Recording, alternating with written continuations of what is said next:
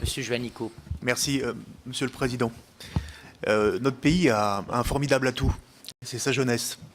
On est le deuxième pays européen après l'Irlande, le plus jeune, par la part des moins de 25 ans. Mais notre modèle a aussi ses faiblesses, et ils viennent d'être évoqués par les rapporteurs de la Cour des comptes. Le taux d'emploi, aujourd'hui, des jeunes, qui est très bas, qui est à la remorque au niveau de la moyenne européenne.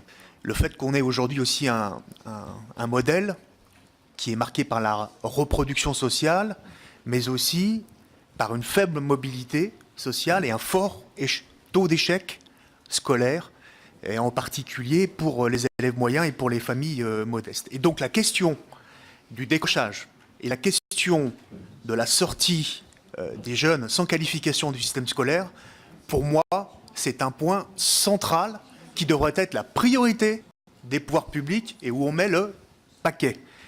Pour la raison qui a été donnée tout à l'heure, les chiffres sont explicites, c'est que 3 ans après la fin de la scolarité, les jeunes sans diplôme, 50% sont au chômage, les jeunes qui sortent de l'enseignement supérieur sont à 10 ou 11% au chômage.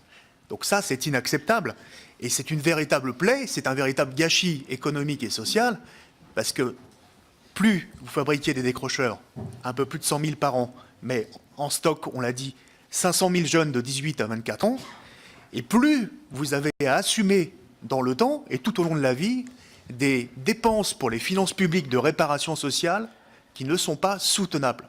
Donc il faut s'y attaquer fortement et très précocement. Alors de ce point de vue-là, je voulais vraiment féliciter les rapporteurs de la Cour des comptes pour leur travail de qualité. Les constats qu'ils font dans leur rapport sont très proches de ceux que nous avions faits avec Jean-Frédéric Poisson dans notre rapport du comité d'évaluation et de contrôle des politiques publiques sur la mobilité sociale des jeunes, mais le rapport de la Cour des comptes va plus loin en cela qu'il approfondit et qu'il permet de mesurer des dispositifs publics, notamment sur le terrain avec de nombreux retours d'expérience, des bonnes pratiques qui dessinent d'ailleurs les contours de ce que pourrait être une politique un petit peu plus cohérente. Et pas simplement à Saint-Étienne où vous êtes allé, mais dans de nombreux territoires, je tiens à vous le dire, lisez le rapport.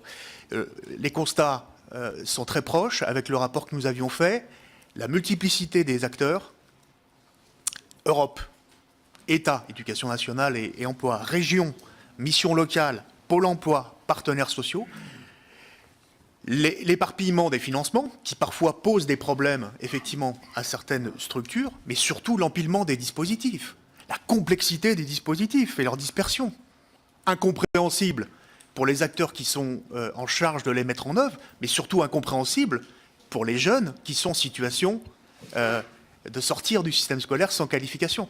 Alors, le schéma qui vous a été présenté tout à l'heure, il est relativement simple.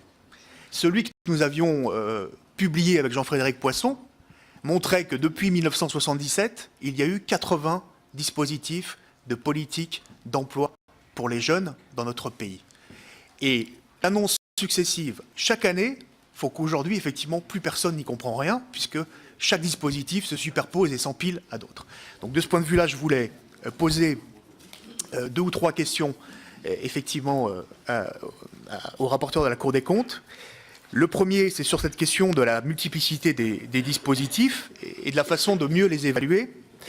Aujourd'hui, on n'a pas de politique unifiée, notamment en ce qui concerne un dispositif concernant les jeunes peu ou pas qualifiés. Est-ce que vous préconisez dans votre rapport d'avoir un système, c'est ce que nous avions préconisé sous la forme d'un contrat de réussite, une aide à l'insertion professionnelle qui soit unique, avec après des possibilités de personnaliser selon le parcours du jeune. Est-ce que pour vous, ça peut être aujourd'hui le fait qu'on généralise la garantie jeune, qui donne des bons résultats sur le terrain, d'après les premiers retours que nous avons, par rapport au Civis aujourd'hui, qui effectivement s'est un peu émoussé comme dispositif. Deuxièmement, en termes d'organisation territoriale des acteurs, ben là, il y a un problème de gouvernance. Qu'est-ce que vous préconisez pour que les acteurs soient mieux coordonnés en termes de bassin, de vie, d'emploi, de territoire? Vous citez les CTEF, les ZTEF, ça dépend des régions qui sont organisées dans certaines régions françaises. quel est l'échelon le plus pertinent? Troisièmement, sur le coût des dispositifs, vos chiffres sont très intéressants. Alors, bien sûr, il faut distinguer coût moyen et coût à la place, hein, parce que parfois, il peut y avoir des différences. Par exemple, l'EPID, il y a une différence très importante entre le coût moyen, qui est autour de 24 000 euros, et le coût à la place, puisqu'il y a une très forte déperdition dans ce dispositif. Beaucoup de jeunes qui partent des EPID en cours de route. Mais on constate quand même dans votre rapport que ce sont aujourd'hui les dispositifs les plus coûteux qui finalement seraient les plus efficaces entre guillemets. Alors peut-être pour une explication toute simple, hein, c'est que c'est ceux-là qui mobilisent le plus de moyens humains en termes d'accompagnement et d'intensité d'accompagnement des jeunes. Mais est-ce que ce n'est pas une leçon finalement pour les politiques publiques de se dire peut-être débarrassons-nous d'un certain nombre de dispositifs aujourd'hui peu efficaces, peut-être peu coûteux mais peu efficaces, et aujourd'hui concentrons les moyens sur ceux qui ont montré leurs preuves et qui sont peut-être un peu plus chers. Et puis dernière question, Monsieur le Président, excusez-moi pour la longueur de mon intervention.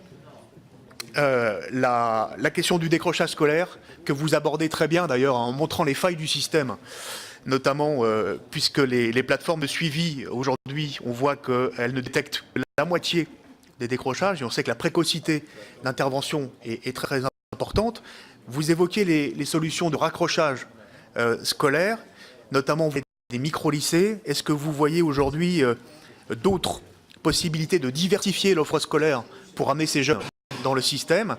Il y a des places vacantes dans l'éducation nationale, hein. Moi, je rappelle les chiffres qu'on avait donnés avec Jean-Frédéric Poisson. 40 000 places vacantes aujourd'hui dans les lycées professionnels, 48 000 places vacantes dans les internats de l'éducation nationale aujourd'hui. Donc comment on fait pour aujourd'hui raccrocher ces élèves?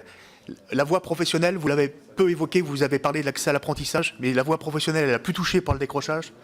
42% des jeunes décrocheurs sont du cursus CAP, BEP. Qu'est-ce que vous proposez sur cette question et plus largement pour éviter les disparités territoriales dans ces dispositifs de suivi? Parce qu'on voit quand même que ça dépend beaucoup des gens qui les animent. C'est vrai aussi pour les missions locales et des moyens qui sont très différents qui sont accordés de comment unifier tout cela. Merci, Madame Grosse, Monsieur Lefebvre, Madame Dallot.